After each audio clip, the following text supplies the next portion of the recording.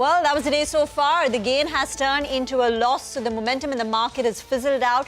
Perhaps it's to do with the weekly expiry, but as we speak, the Nifty has slipped nearly 200 points from the top of the day. We're down 85 points in the Nifty. The Sensex is lower by close to about 300 points. The mid-cap index is holding on to the green line. But again, fatigue has set in from the higher levels, and banks today are underperforming. You're watching Closing Bell. We're coming to you live from the CNBC-TV18 Motilal Oswal studio. I am Reema. With me is Nigel. And Surbhi is at the Motilal Oswal conference. Hi.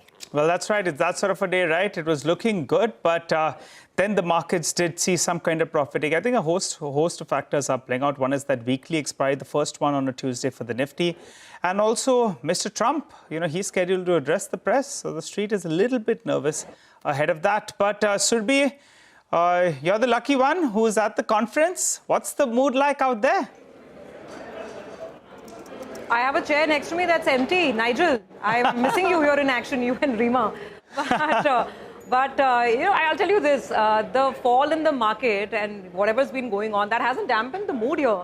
I spent the last 1 hour or so, talking to a bunch of people.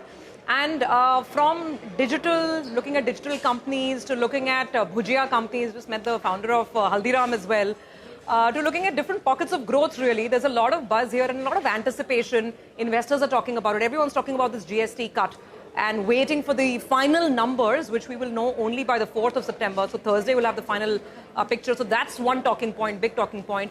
And then, yes, let's face it, Mr. Trump and his advisors and aides, they never go out of the conversation, even though the conversation here is about moving on, doing what India can do. But yes, there is this edginess, there is this nervousness. We don't know what's coming today, whether it's going to be some sort of, sanctions on purchase of Russian oil, official sanctions, whether it's going to be something else. And this tariff piece, basically conversations here also talking about what India can do. I'll tell you one thing, guys, that in general, the mood I pick up is a mood of a lot of support for the measures we've seen so far from the government and the RBI. And the investor community and the people I'm speaking to over here, they're saying that it's great because it's at least all hands on deck. It's all guns blazing when it comes to supporting the economy. And the hope and the optimism is really palpable that by the time this year ends, things should be definitely better off. Well, indeed, the first half of the year, markets haven't done too much. So let's hope the second half of the year is better. But let's tell our viewers what we've lined up for you. In the next 1 hour, it's been a volatile trade so far on expiry day. We've seen the markets give up gains, which we held on since morning. The Nifty now, as we speak, is below 24,550 as selling returns to the street. Sugar stocks are the big movers today, surging as the government removes all curbs on ethanol production from sugarcane juice and sugar syrup. Brokerage house Avendus issues a bullish note on Sun TV, terming it to be a proxy to IPL and an opportunity for monetizing India's sporting opportunity. All right, let's also quickly take stock of some of the movers in the market. And let me just, tell you on the way up and on the way down. On the way up, you have Power Grid with a gain of about 2% Nestle, Hero MotoCorp are higher. Couple of these steel names, Tata Steel deserve mention. NTPC has a gain of about 1.25%, which is why, because you've got names like an NTPC, Power Grid holding up on the green line, the overall PSU index is one of the top performers. That Nifty PSU index should also come up. On the way down, Adani Enterprises, Ultratech Cement, banks have been struggling. HDFC Bank, Kotak Mahindra Bank have given up gains. How should you position yourself in the last hour of trade? Mitesh is now with us for some more. Mitesh, it almost felt like a tale of two halves. Still about 132, markets were comfortably in the green. And then, come this selling pressure. Is it on account of expiry, the weekly expiry? Is it more? And what do you expect? Good afternoon. So I think, expiry does play a part. I think, we do see some volatility and different movement. Two, I think what is important is that the financial names of the Nifty is slightly turning weak for me. And that is a worry. I think the Bank Nifty today's high was around 54,160 and 54,250, 280 is the level of reversal on the upside. If we would have conquered that, I think it would have been much stronger. But failing to do so means that the Bank Nifty could be more under pressure, and going forward, that could in turn affect the Nifty as well. So with that, I think there is some volatility, but broadly the Nifty index looks to be range bound, and therefore, I think around 24,400, 350. I would believe that the downside might be capped, and it may not be a bad idea to look at some long ideas wherein these stocks are showing good breakout patterns. So one of them is Dabur. that's getting past the earlier swing highs of 535, 536. So buy here with the stop below 534.5. Look for a target close to about 560 on the upside. And amongst the metal names, while they're looking good, Hindustan Zinc is very interesting. It seems to be a stock which has bottomed out, but it's failed to clear the 200 target, which is around 442, 443 mark. So we'll keep a conditional buy here. If it starts getting past today's high of 444.2, buy then with a stop below today's low of 438, and 458, 459 should be the first target. All right. Thanks, Mitesh, for that. By the way, keep an eye out on Mahindra and Mahindra. My colleague Timsy will be joining in shortly. But what the reports are indicating that the EV tax for vehicles that are priced between 20 to around 40 lakhs could potentially move up from 5% to 18%. Timsy will join us in a bit to give us what is she picking up with regard to what is the proposal and what it could mean. But the notable name that comes under pressure will be Mahindra and Mahindra, but going by what the reports are indicating as of now. So we'll have to keep an eye out on that one. Well, let's move then to the big story of the day. Sugar stocks, they're the sweetest things today, all of them doing quite well. Ria joins us to explain us exactly why. Ria. Well, yes, Nigel, a lot of these sugar stocks have been surging in trade today, and this is because there's been a significant relief for the entire industry as a whole. India has removed all curbs on ethanol production from sugarcane juice and syrup, and also from B-heavy and C-heavy molasses by sugar mills and distilleries in the sugar season 2025 to 26. And the government is going to periodically review the diversion of sugar for ethanol production to maintain the availability of sugar for domestic consumption. Now, these restrictions were earlier imposed in December of 2023 because of the rising sugar prices at that point of time. And now, after this move, sugar mills will be able to use inventory of heavy molasses, the inventory that is currently lying with them. And this is also going to help achieve their targets of boosting the proportion of fuel and gasoline blends to 20%. Apart from this, there's also been another new notification. Distilleries are now allowed to purchase up to 2.3 million metric tons of rice from FCI for ethanol production, and this is going to enhance the ethanol production from dual feed distilleries as well. Quickly coming to the valuations for all of these sugar companies, Balram Chini, Triveni Engineering and EID Parry are currently trading above their 3-year averages, while Dalmia Bharat Sugar is slightly below its 3-year average PE. In terms of the stock moves over the last 1 year, most of these stocks are down anywhere between 3 to 45%, with only DCM Shriram that is up around 9%, and the outperformer has been EID Parry, which is up around 37% over the last 1 year. Thank you very much for that. You can see that sugar rush in stocks, double-digit up moves in so many names even now. So despite the markets coming off, Sri Renuka still up about 13%, Dwarikesh, Dhampur, Rana, Bajaj Hindustan. Most stocks are holding up quite smartly. Big gains seen over there. Earlier today, we chatted with Atul Chaturvedi, Executive Chairman, Sri Renuka. Listen in to his comments. There's no reason why diversion of sugar to ethanol, which current year is about 3.2 million tons, should not go up to anywhere between 4.5 to 5 million tons. And the sugar industry is quite capable of supplying to the government.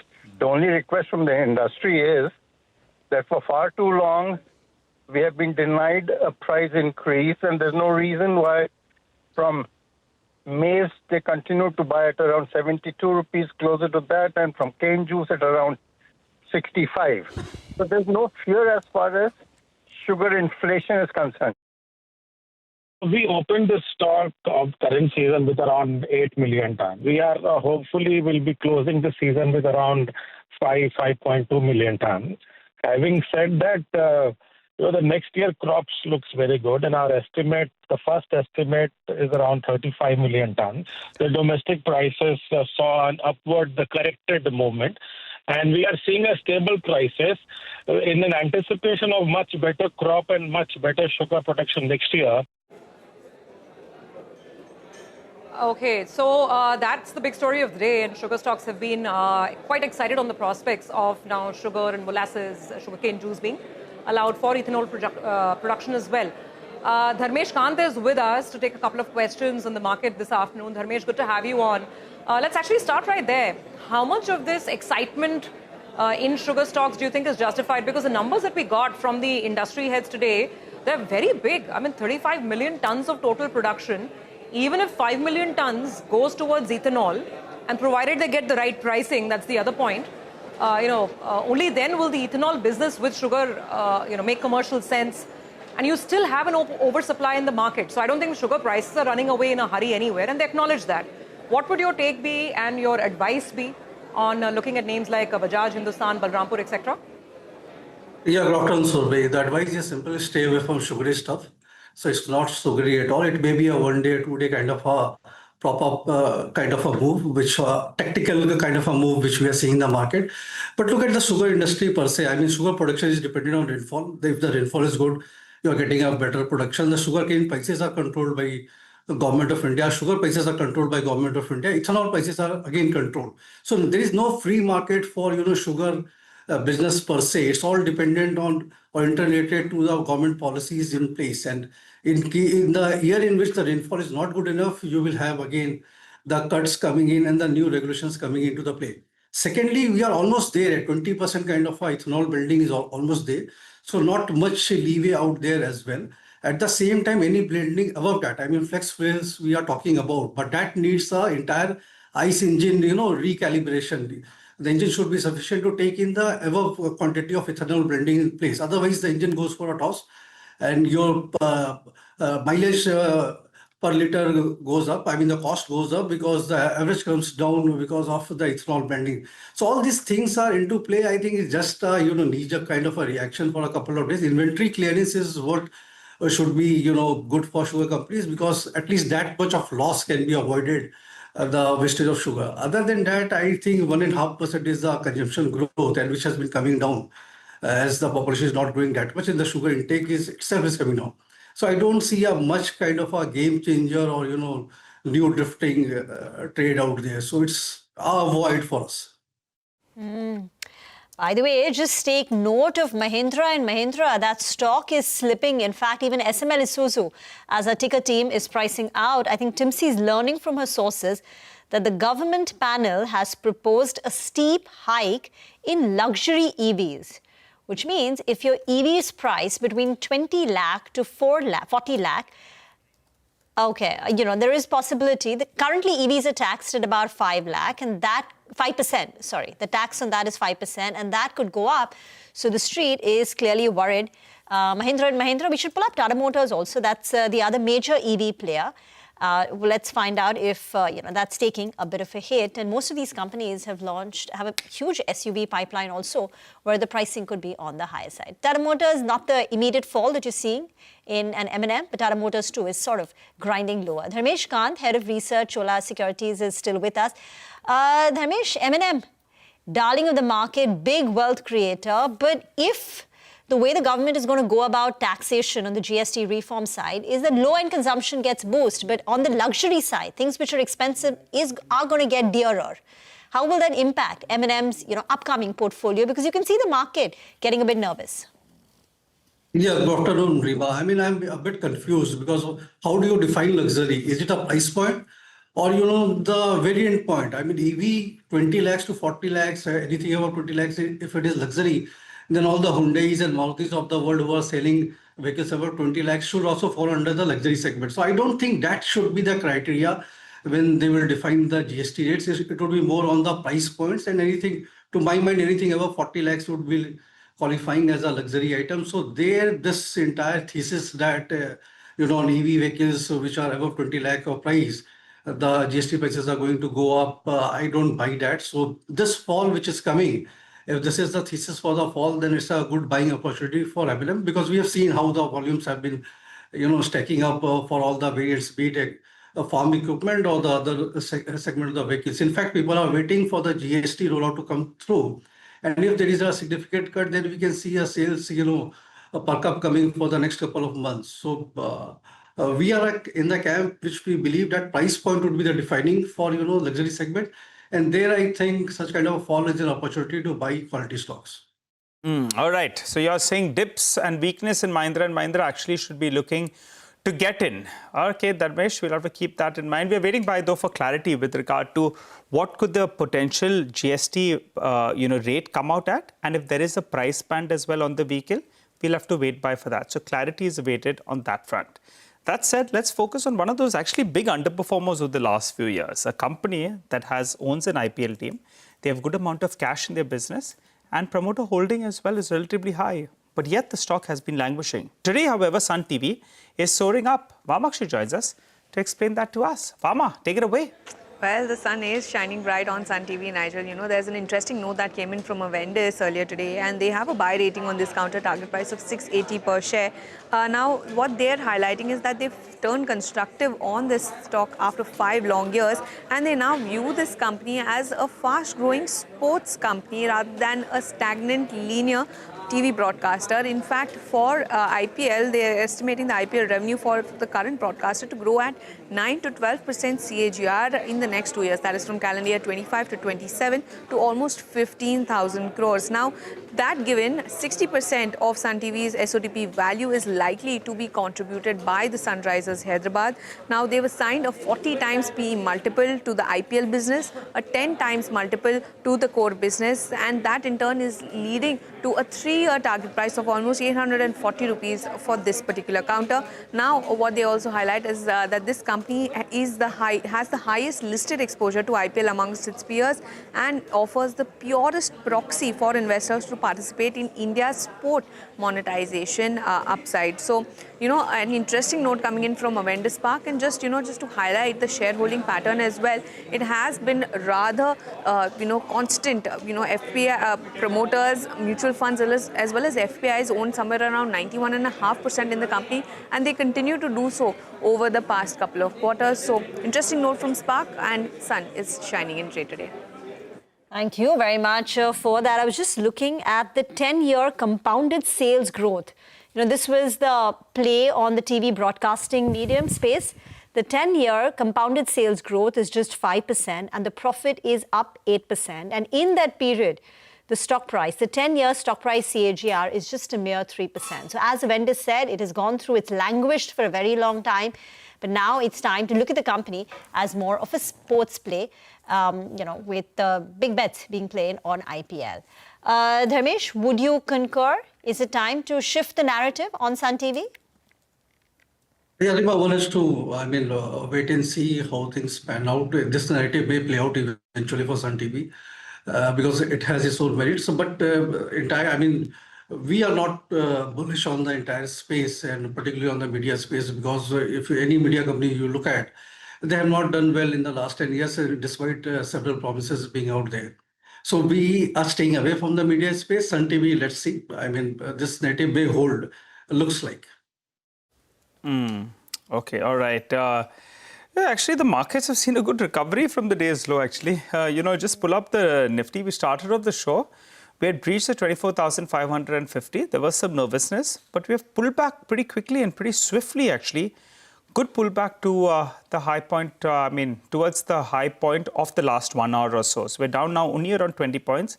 The Nifty Bank, that's the one that continues to be a worry for the bulls. Well, Dharmesh, one final question before we let you go. Any view on the metal stocks? NMDC is doing well today. They came out with a good update. Nalco is bucking the trend. One would say it's up on high volumes at around 200 rupees, but the recent high was 260. And from there, it did pull back. And Coal India, after months of degrowth, finally grew. Your view? Yeah, good afternoon, Nigel. Good to see you back. I think your prayers as a minister has been answered at Golden Temple.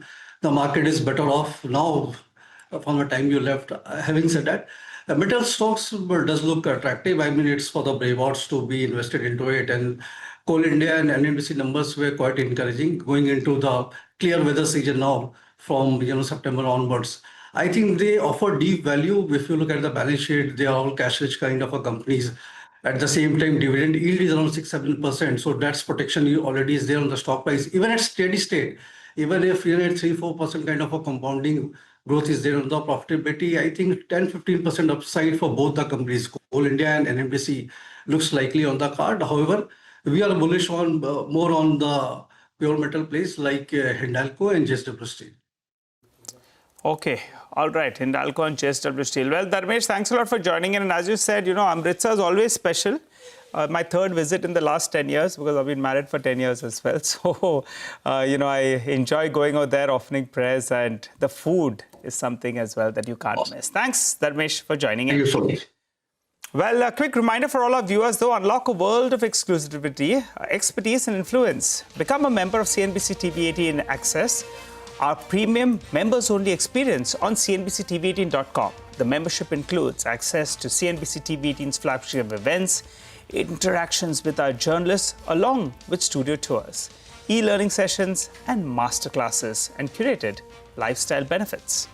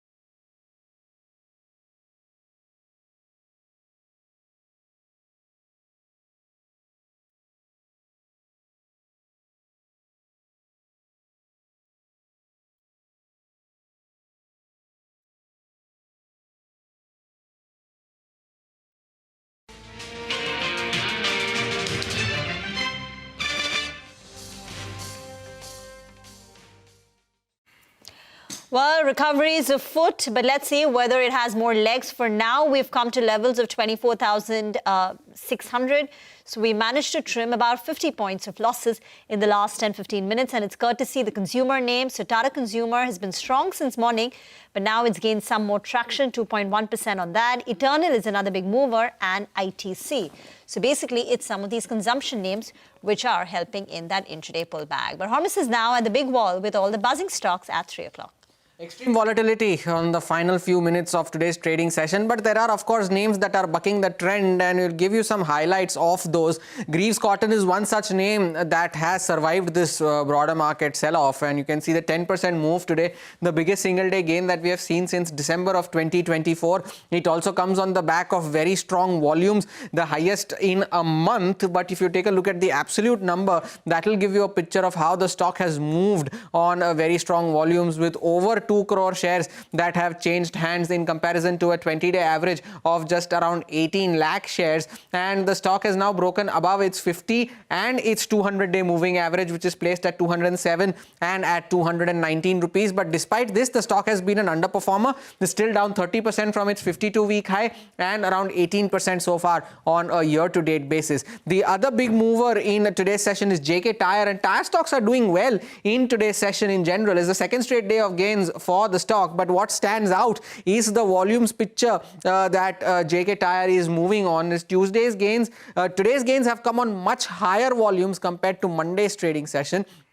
And Monday's trading session was just around about 4 lakh shares. Today, around 21 lakh shares have already changed hands compared to a 20-day average of just around 3.5 lakh. And this stock too, courtesy of today's move, has broken above its 50 and 100-day moving average. Both of them are at those levels of 343 and 344. But still another underperformer this year, down around 10% on a year-to-date basis. The theme of the day has been sugar stocks. And if you take a look at the volumes at which these stocks have moved in today's session, take a look at this. Sri Renuka, almost 15 crore shares traded, 20-day average of 15.5 lakh, and Bajaj Hindustan 11 crore shares traded compared to a 20-day average of just around 40 lakh shares. And the others too, like Dwarikesh, Dhampur, Balrampur Chini, all of them have moved significantly higher on very strong volumes. It will be interesting to see the delivery data that comes in as to how these stocks have panned out on the delivery front, which we will know tomorrow morning. But on the flip side, while the advances have been on very strong volumes, take a look at these names. Lumax Auto,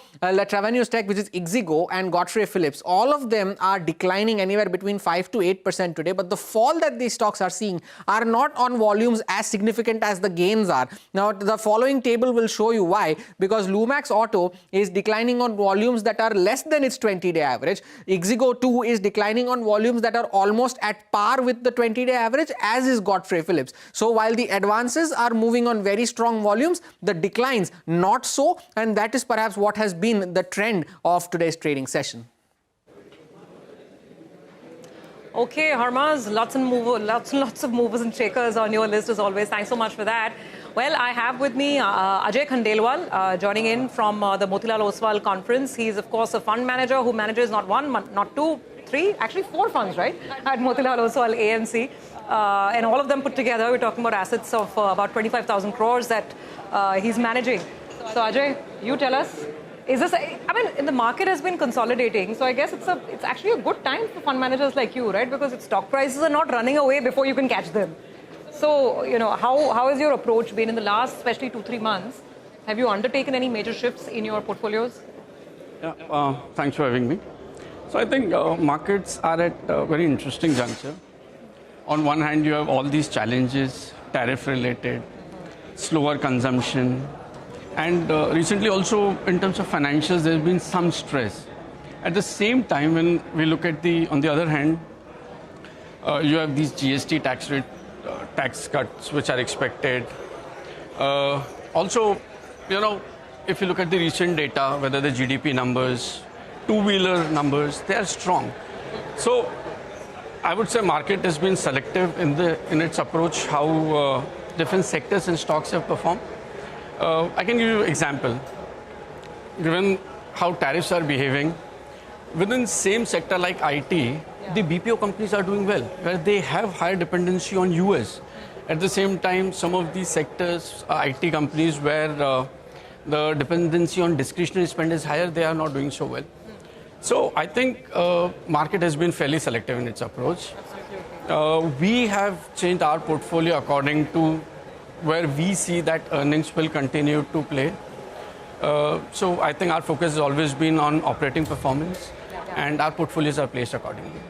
So, markets have not been easy when it comes to picking stocks and making money, right? That's why we need your help.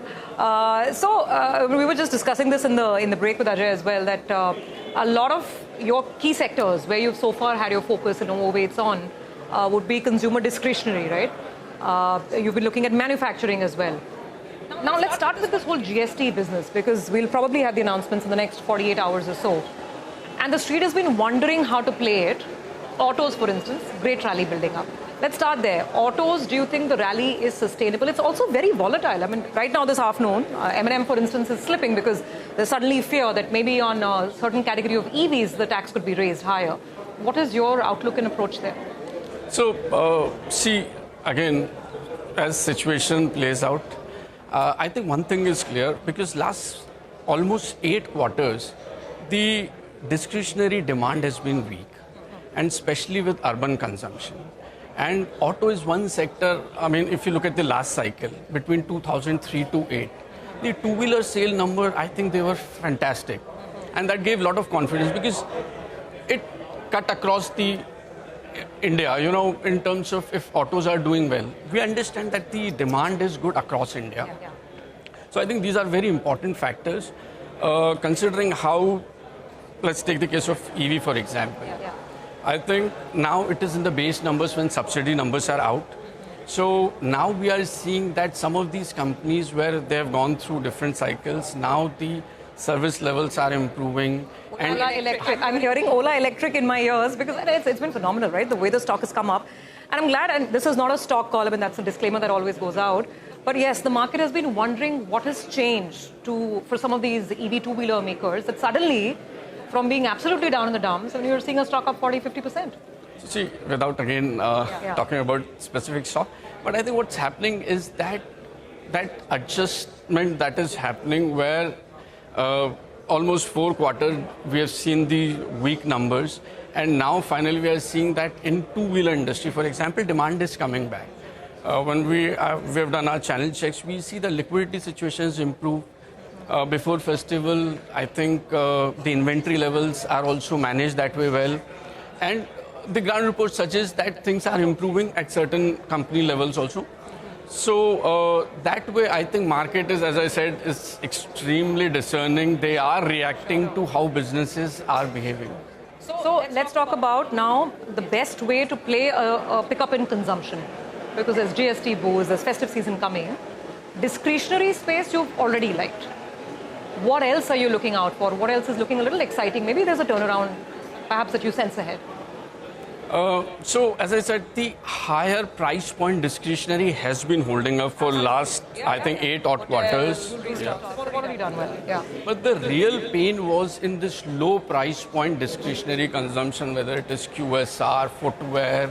I think that category of customers, and if you add it up with how financial sector which lend to this category, they are also seeing pressure. So when you put these two together, you see that this category is not either there is inflation which is hurting, increase in rent. Some of these factors now are kind of subsiding. If you look at the inflation number, inflation has been fairly benign. So I think when we speak to lenders, we believe that this category will start seeing improvement next 3 to 6 months. So lower price point discretionary, I think some of those businesses will start seeing improvement. Very, very interesting. I was just chatting with the management of Haldiram Mujhe, veterans in that field, and sounding so optimistic on their business. Absolutely. Okay, one other piece is manufacturing, because you look at that side of it as well, and you've been overweight.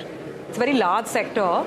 Where are you on the debate about this whole drop in government capex? So the GDP numbers, I mean, a lot of the boost came in from a pickup in both states and center spends. But what in manufacturing have you been adding through this phase of consolidation? So here also, if you look at last 2 years, the nature of government spend has changed.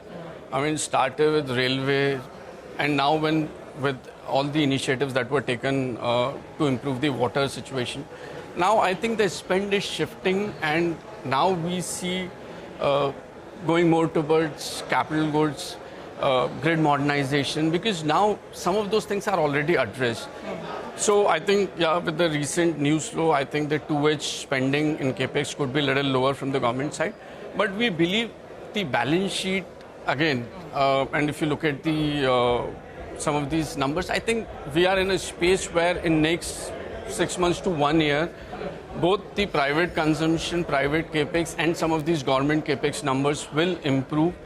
So this is an interesting time where you have these macro challenges, but I think when we talk to companies, we get the sense that, some of these things will play out in next 3-6 months, and once you step away from the noise, once dust is settled, because what happens is during such uncertain times, you try to delay most of these large commitments. But I think 6 months things will settle down. Okay, so last thoughts. Now, if someone asks you saying, please help me, Ajoy, I mean, I have like 10 lakh rupees to invest or 15 lakh rupees to invest. From here onwards, putting fresh money to work, give us 3 ideas, top 3 ideas. I wish you could name stocks. Come on, give us one, like Nimesh has been also saying, right? Give one stock name. But if not, give us some clues at least. Top 3 clues to deploy money and hopefully get good returns, at least over the next 1 year or longer. So I would say, again, these are the times which, as investors, we always look for, where you get these good businesses, Yeah. strong balance sheet, strong return on capital businesses You got to be a little more specific. at a time where things are not in your favor. So for us, we believe some of these large sectors, for example, specialty chemical, Okay. building material, Okay. so and not just sectors which are going through trouble. Yeah. Some of the sectors which are still doing well, and we believe they will continue. Capital to do well. markets as a house, you're very, very optimistic on capital markets. I was coming to that. Capital markets, for example, the numbers have been fairly strong. Okay.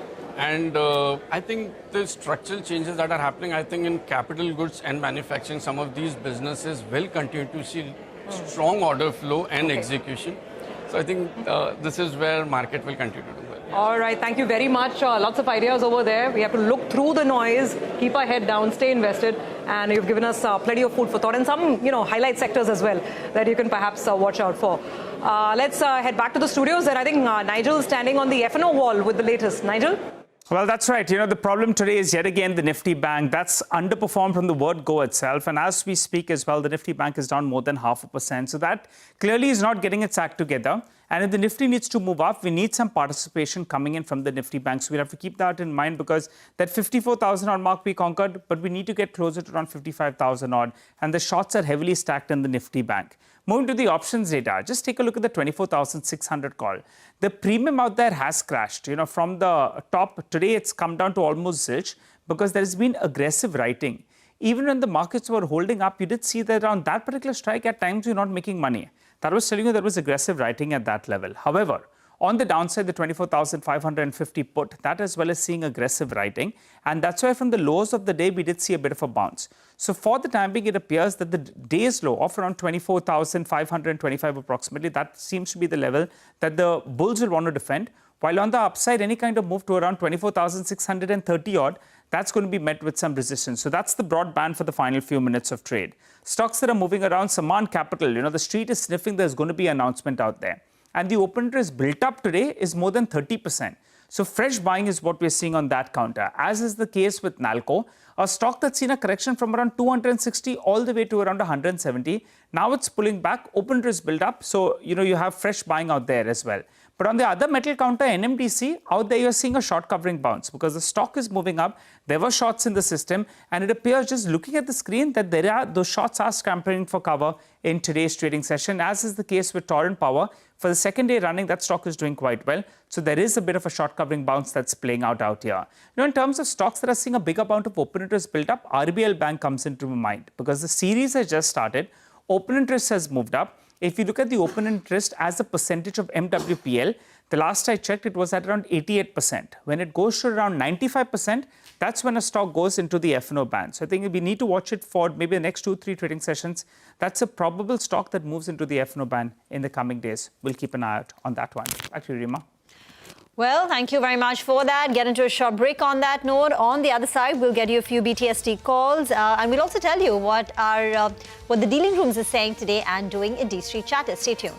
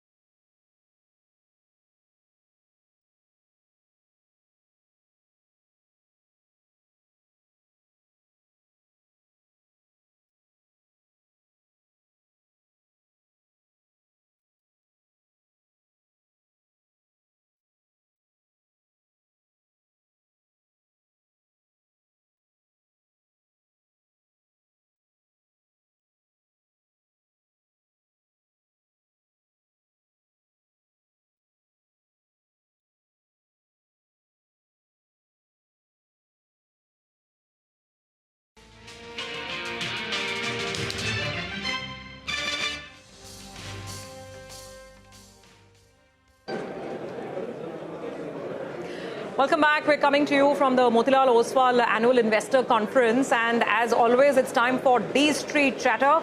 And our D Street Chatter man has been very busy. Usually he's working the phones, but today he's meeting people and working the phones and picking up the vibes from the conference. So, Nimesh, overall, what's the pulse here that you picked up in general sense of, because look at the market. Market unfortunately sold out. I spoke about a bit of sentiment from the conference yesterday as well. I'll tell you broadly from an FII perspective, the good part is they are not negative on the market, especially when they are sitting outside and looking at India. They believe that second half could be quite strong, and there are a lot of tailwinds which can help the markets to do well. I guess broad feedback seems to be that this is a time correction which is happening in the Indian market after good performance in the last few years. So nothing wrong into it. There were some reasons as well for us not to do well in the very short term, and that's playing out. But again, from a domestic perspective, because there's so much of money which is still getting poured into the mutual funds, they seem to be quite active. But again, the one interesting feedback that I picked up here, Surbi, was that the domestic mutual fund force has become so strong. Oh, yeah. They actually now dominate the price of IPOs, the price of QIPs and everything. So that's a big force to reckon with. So that's broadly the sentiment point of view. Coming to today's market, I guess we have been sharply off the day's high. A couple of reasons for it. This is the first Nifty weekly expiry after the swap, right? Yep. I mean, from Thursday to Tuesday. So that's having a bit of an impact. But also globally, there was some news which had a bit of impact on the Indian markets as well. I guess from a flow perspective, it's a mixed day of trade. Again, metals has done well today for some reason, and for that matter, there's a bit of selective buying in the financial names as well. Not everything in financial is doing good, but selective financial stocks have done well in today's market. Yeah. Again, the other sector or something which is well bid seems to be the consumer names. And I've been saying this for a while now, that there is a bit of shift happening from capex to consumption. That's playing out. Even in today's market, the flows are quite strong. And I guess GST will be a big trigger to watch out for. Yeah. The feedback here seems to be quite mixed because nobody knows as to what's going to come. But I guess a lot of people are hopeful. So if the government do what the street is anticipating, you might see a further rally. So that's the overall feedback from a sector perspective. Absolutely. Even today, some large banks falling. That's been a bit of a bummer. Reliance has been, of course, helping counter some of that. But let's come to the juicy part, the stocks. What's on the chatter list? Okay, so in terms of individual names, the first stock on my list is Aptus Housing. That's been consolidating in a narrow range of late, but I understand there could be a large block deal in Aptus very soon. The PE investor could be a potential seller there, so that's the first buzz. The second name is Edelweiss. I've been covering for a while now about the Edelweiss blocks as well. Recently, we saw a large block where Abacus bought. But I understand the stock has been buzzing also because the supply seems to be largely getting over. I understand there could be a clean-out trade from a domestic mutual fund in Edelweiss very soon. So that's the second name. The third stock is Saman Capital. That's been buzzing ever since the stock got added to the FNO in this series, and good volumes as well. Again, for Saman Capital, there is a long-awaited anticipation of a new person joining in. So that's a buzz there. But also, apart from that, the street is anticipating some corporate development as well in Saman Capital very soon. So that's the third name. And the last one is PNB Housing Finance. Again, for PNB, the stock has fallen sharply from the recent highs, but has been seeing a bit of accumulation now. The flows have picked up, is what I understand. Last week, there was massive selling from one of the long-only funds. That got cleaned out, and now some domestic funds are buying as well. And for PNB Housing, the very near-term triggered with the appointment of the new CEO. That can come in the days to come. So that's the trigger as far as PNB Housing is concerned. Okay, all right, Nimesh, thanks very much for that. With that, let's quickly head back to Mitesh for some final advice. Mitesh, so it's been a bit disappointing. We would have loved to see another follow-through on a strong day like yesterday. But anyway, for what it's worth now, final 20 minutes. What's the call? So I have a BKST call and a STVT call. On the buying side, I would go with Nalco. I think, just talking metals. Nalco is something which has managed to get past the earlier highs. So buy here with a stop just below levels of 197.5 and a target of 204 can be looked at. And on the STVT side is, talk about weakness in financials, and Kotak Bank comes on the radar. I think it's making a fresh swing low. So Kotak Bank is a STVT with a stop at 1955 and a target of around 1920. Okay, thank you very much for that. Jay Bala of Cash the Chaos is also with us on the show. Jay, today, not very disappointing, a bit disappointing. The Nifty slipped a bit from the top of the trading session, but we made higher lows compared to yesterday. I mean, how are you reading the market performance over the last couple of days, and what does it tell you about how we're likely to trend? Yeah, hi Riman, good to be here. The fact that markets have clocked a higher low to 24,337 And until midday, it looked like a follow through for the higher low. But the second half of the market has given up a little bit. Let's see where the markets close. As long as 24,337 holds, the signs are bullish for the market. If 24,337 were to break, that can get a bit boring for the markets from the rest of 2025 perspective. That's not my primary case. I still believe 24,337 that it registered in early August, that will hold. And that might be the case. I would like to see the markets race back about 25,153 that registered a few weeks ago. So let's watch. Markets are a bit of a crossroads. I'm positive on the market from a medium term. Even if the markets were to break 24,337, it just delays the bull market from resuming. The April low will still remain intact very comfortably. That's the thesis with which I'm working. All right. Jay, hi, good afternoon. Good to see you in. Jay, September is my favorite month. I'll tell you why later. But in the next 12 months, what's the probability we see a big, say, a 25% return from here, 25%? 12-month target on the Nifty. Yeah, that's what I said. In my last sentence, I said, even if you were to break 24,337, it'll just bore the market for the rest of 2025. There'll be pockets of outperformance. 29,000 remains my objective for the rest of 2026. So that's a 12 months perspective. So that still remain unimpacted.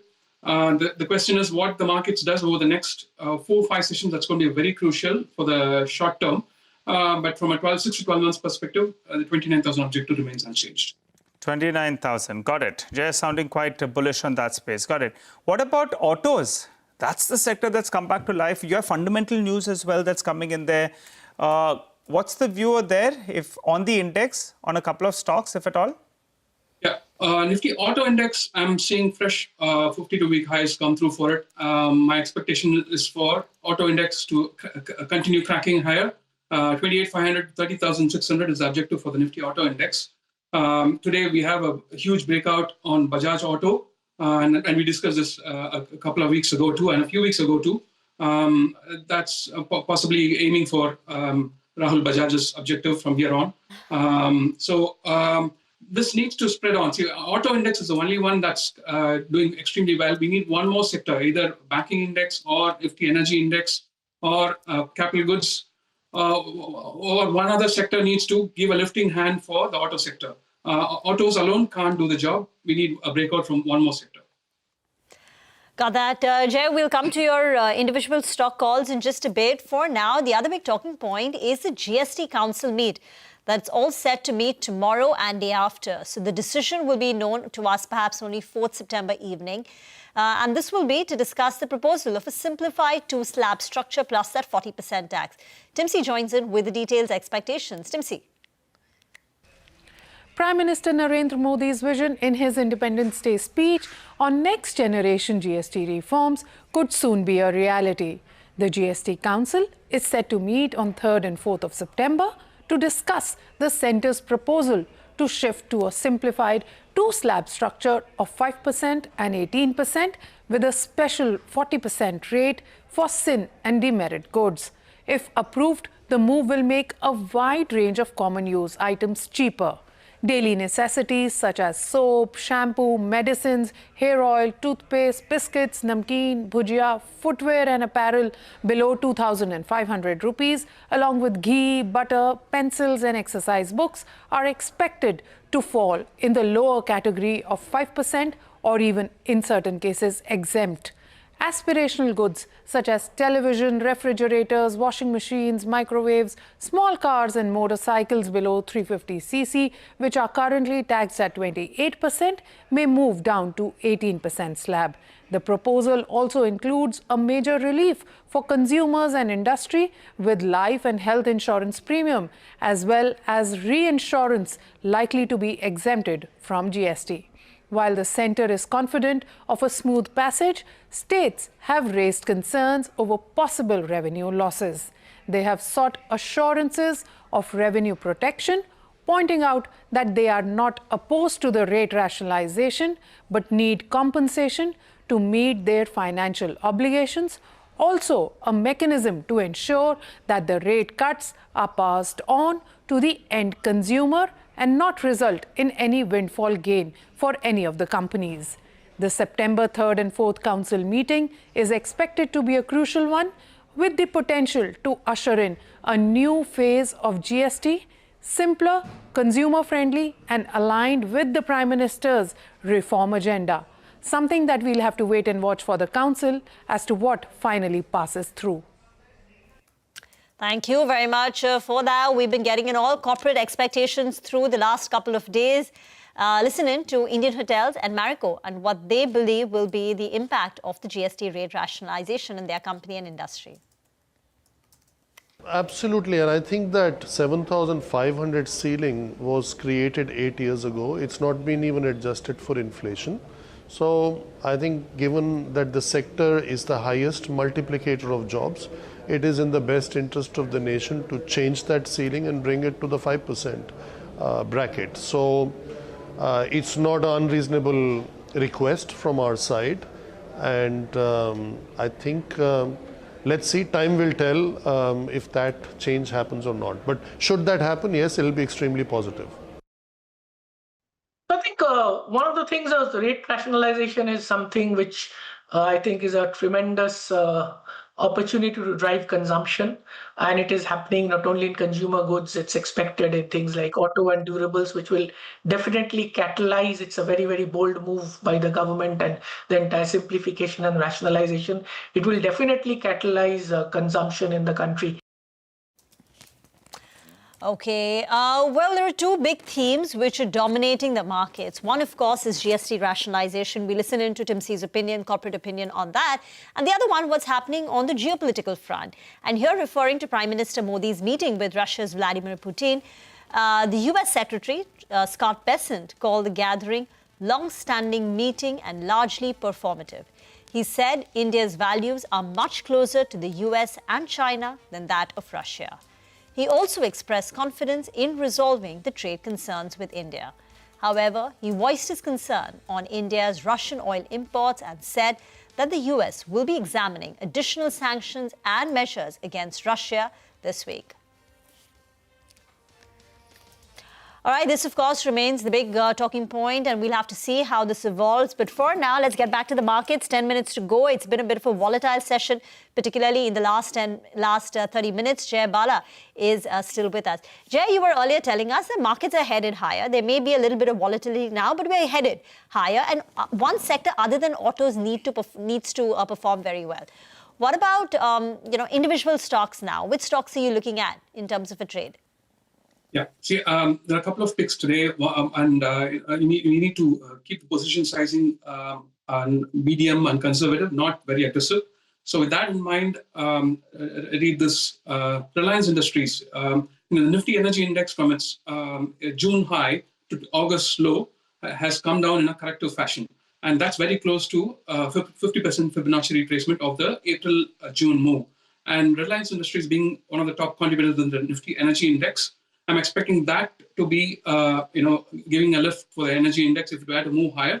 And I consider Reliance itself as a separate sector. So that being the case, if Nifty were to get bullish, this is another reason for to be slightly positive in the short term for Reliance Industries. The stop loss at about 1325, objective of about 1495. If you look at tire stocks today, MRF, CEAT, JK Tires, all of them are doing well. So if tire sectors were an index, had an index, I'm sure that will be showing some positive signs. So my pick, second pick for today is Apollo Tires. It's got a bullish move from the March low to June high, and it's corrected from there on. So the recent low of July is exactly the 61.8 Fibonacci retracement, and we are getting a higher high from there on. So I'm positive on Apollo Tires from a short-term perspective. Stop loss of 440 with an objective of 555. Now that, stay on. We'll talk about more sectors, markets. For now, break. And remember to tune in to our all-new CNBC-TV18 Prime, bringing you insights from policymakers, business leaders, economists shaping both the world and India's future. CNBC-TV18 Prime decodes global shifts, their impact on Indian businesses, giving you unparalleled insights. Tune in to CNBC-TV18 Prime, 12 noon for the Global Reset, 1 p.m. Big C, 8:30 p.m. for the Global Lens.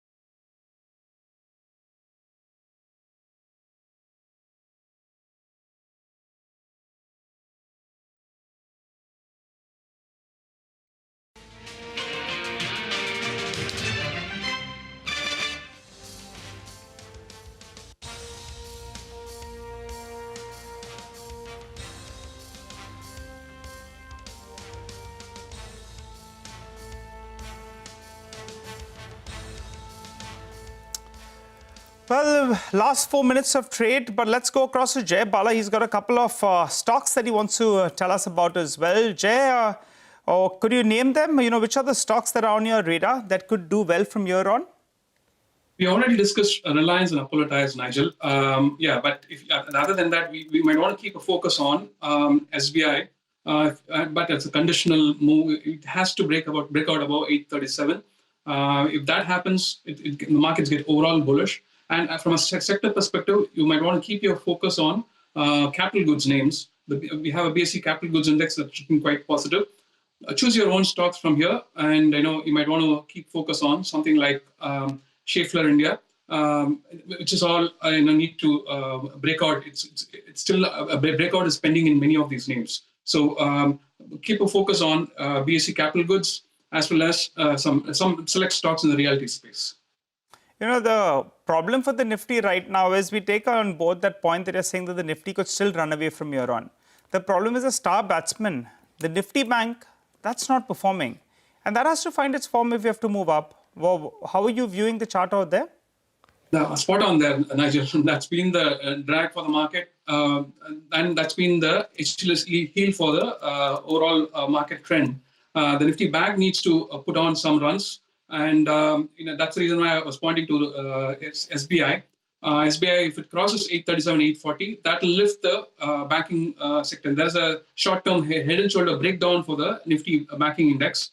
So that needs to get negated above 56,100. So let's see. Probably when 837 gets crossed for SBI, this will automatically get negated. But at the moment, we need to stay cautious within the banking system. But Nifty PSU Nifty PSU index, that's putting a very interesting short-term low here. Let's see if that can consolidate. So, these two can coalesce. We can have SBI give fillip to the banking index as well as the Nifty PSU index. Okay, all right. Just one stock I think we should pull up actually from the broader markets is SBFC. There's a big 1 crore volume trade actually on that one, around I think 103, 104 rupees. Just pull up SBFC. The big, large volumes is what we're seeing on that particular name. So just keep an eye out on that. Jay, we can squeeze in one more strategy. Gold, that's been twinkling. All the ladies at home, they're saying that we told you so. I think gold is up 40% in the last 1 year, while the Nifty is actually flattish.